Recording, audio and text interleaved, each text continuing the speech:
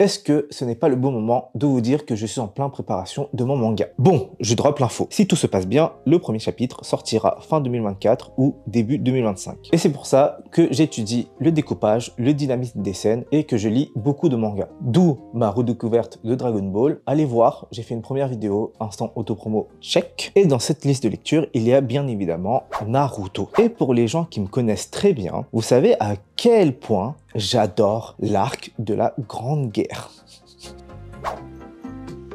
Je n'arrive pas à comprendre certains choix de l'auteur dans cet arc. Franchement, Kishimoto aurait pu mieux faire. Vous voyez le combat des frères Uchiwa contre Kabuto. Pourquoi avoir choisi Kabuto? Entre nous, qui est vraiment fan de Kabuto? Mais on pouvait le faire autrement. Imaginez qu'à la place de Kabuto, il y avait un adversaire que les frères Uchiwa n'auraient jamais pensé affronter. Un personnage tellement fort que même... Quoi? Personne ne se rappelle de l'arc de la Grande Guerre? Ah bah, un petit résumé s'impose. Mais avant, n'hésitez pas à vous abonner et à activer la cloche. Tout a commencé quand Toby déclare la guerre aux grandes nations ninja pour récupérer les deux derniers Jinchuriki afin de mettre en exécution son plan, le Tsukuyomi Infini. C'est un genjutsu qui plonge le monde entier dans un rêve. Du coup, grand danger. Donc, les 5 grandes nations forment l'alliance des shinobi pour contrer cette menace. Toby, grâce à la technique de Kabuto l'Edo Tensei, arrive à se procurer une armée de ninjas zombies immortels. Des zombies stylés parce qu'on est quand même dans Naruto, faut pas déconner. En gros, même sous le contrôle de Kabuto, ils arrivent à garder leurs souvenirs et leur personnalité. Par la même occasion, Itachi Uchiwa est ressuscité. Et Itachi, vu que c'est Itachi, il arrive à trouver un moyen de se libérer du contrôle de Kabuto. Sasuke, lui, est indécis entre détruire Konoha ou l'aider. Et magie du scénario fait que Sasuke rencontre Itachi, qui est en route pour arrêter Kabuto afin de mettre fin à l'Edo Tensei. Et vu que Sasuke veut comprendre les derniers secrets de son frère, il décide de le suivre. Et c'est à ce moment-là qu'arrive l'affrontement contre Kabuto. Mais imaginez, juste imaginez, que Kabuto, il voit les deux frères et il dit « J'ai une surprise pour vous, Edo Tensei !»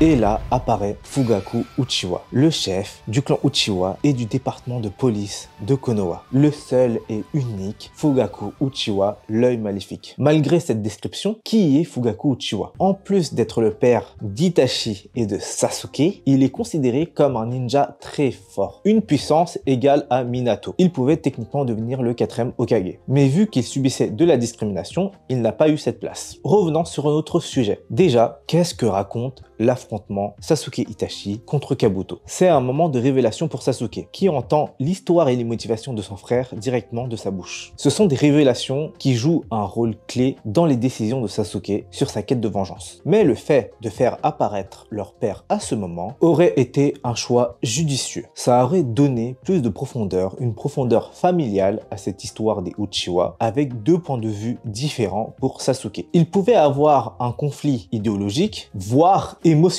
Et dans une histoire, les conflits, c'est bien. Là, je vais juste imaginer un scénario et des enjeux que peut avoir si le père de Sasuke aurait été ressuscité à ce moment-là de l'histoire. Fugaku, lui, pourra se confier par rapport à ses désirs et les conflits passés de la direction qu'a pris le clan Uchiwa et du traitement qu'a fait le village de Konoha envers ce clan. La lutte d'Itachi serait extrêmement personnelle dans ce cas de figure, parce qu'il a déjà massacré son clan pour protéger le village et empêcher le coup d'état, et le fait de combattre son père lui aurait rappelé les douloureux sacrifices qu'il a dû faire. Et ça aurait confirmé et renforcé ses convictions et sa détermination pour maintenir la paix. Et on arrive au plus important parce que dans cet arc-là, l'auteur cherche à développer plus Sasuke. Et du coup, qu'est-ce que ça aurait apporté pour Sasuke? Bah beaucoup de choses. Ce combat pour lui aurait été un choc profond et une confrontation avec l'héritage de son père. Il va devoir faire la part des choses et savoir qui choisir, son père ou son frère. Il pourra aussi questionner son père de pourquoi elle n'a jamais été présent pour lui. Ce combat pourrait aussi éclairer les choix personnels de Sasuke sur sa quête de vengeance en faisant le lien avec le comportement passé de son clan. En gros, comment il perçoit la responsabilité du clan des Uchiwa dans les conflits précédents. Ça serait encore un moment pour Itachi d'enseigner une leçon à Sasuke sur le véritable sacrifice et la réalité de leur choix. Fugaku, quant à lui, peut réaliser ce que ses fils ont enduré par sa faute. En gros, les conséquences de ses propres ambitions et de ses actions. En réalisant ceci, il peut trouver une sorte de rédemption avant d'être libéré de sa réanimation. Et pour arrêter les deux Tensei,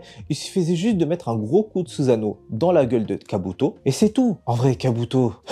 on s'en fout. Et pour l'aspect combat, oui, nous on aime quand les combats sont dynamiques, pyrotechniques, avec plein d'effets par-ci par-là. Bah c'est des Uchiwa, le combat aurait été intense. Non seulement en termes de technique ninjutsu, avec des katanas par-là, des katanas par-ci, mais aussi avec des techniques de genjutsu. Je pense que je ne suis pas le seul à avoir vu le combat Sasuke contre Itachi, mais au final, avec toutes les informations que j'ai données, un tel combat aurait eu un impact plus important sur Sasuke, le poussant à réfléchir plus profondément sur les causes et les effets de la vengeance et de la haine, et surtout sur sa décision à détruire ou sauver Konoha. J'avoue que les adieux d'Itachi envers Sasuke sont très beaux. Mais je pense que ça aurait été beaucoup plus impactant de voir Fugaku et Itachi faire leurs adieux à Sasuke avec un père qui s'excuse et à la fois fier de ses enfants. Mais finalement, je comprends un peu le choix de l'auteur parce que quand on regarde le flashback de Sasuke, son père n'est pas vraiment présent. Et c'est son frère qui est présent pour Sasuke. Et dans ce cas de figure, la figure paternelle de Sasuke est Itachi. Mais avec l'évolution que Sasuke a eue dans tout le manga, bah ça biaise un peu le fait qu'Itachi soit considéré comme une figure paternelle. Bref, si ce format vous a plu, faites-le moi savoir en mettant un like. Et si ça vous tente, on peut essayer d'approfondir le scénario tous ensemble dans l'espace commentaire. Et sur ce, je vous dis ciao!